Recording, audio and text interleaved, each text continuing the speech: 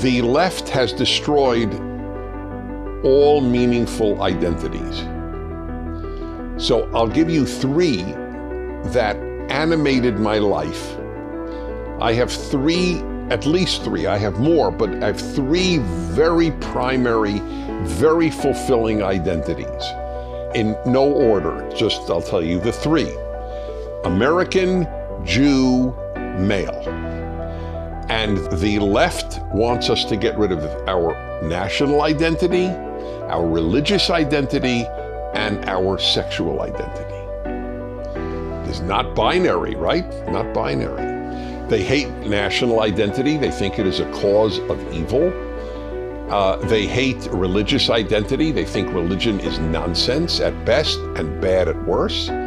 And the idea that there is a binary sexual identity to human beings, binary means it's just you're either male or female, that they completely reject that. You can be in the middle, you can say that you are both, you can say that you want to go to the other, you can, at schools today, it is your mood. Some days you may feel male, some days female.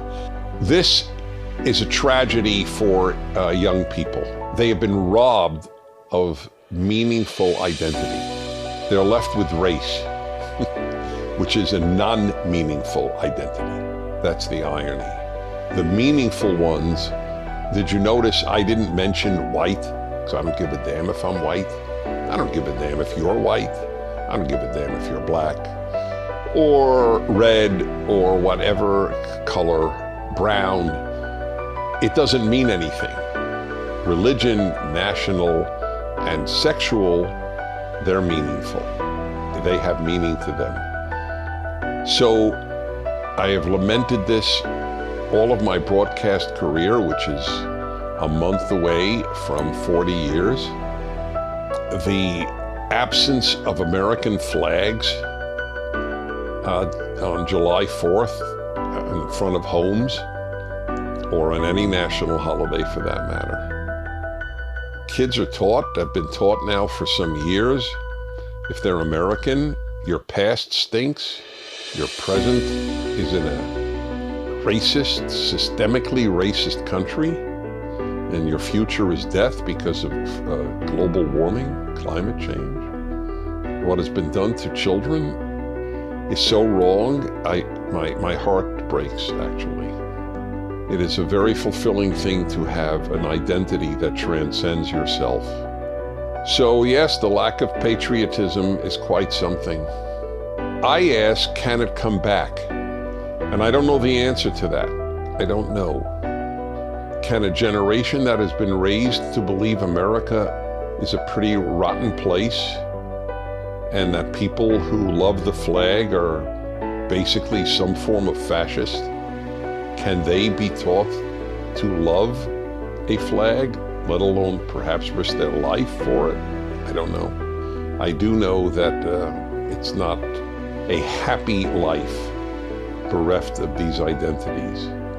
I was asked once at a speech very, very early on in my career, but I made a condition, and that was that they interview me in Hebrew, because I love practicing my languages.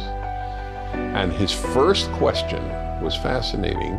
Are you first an American or first a Jew?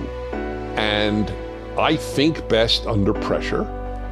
And I came up with an answer I have used since then and made up at that moment. I said, well, I have two fathers, Abraham and George Washington.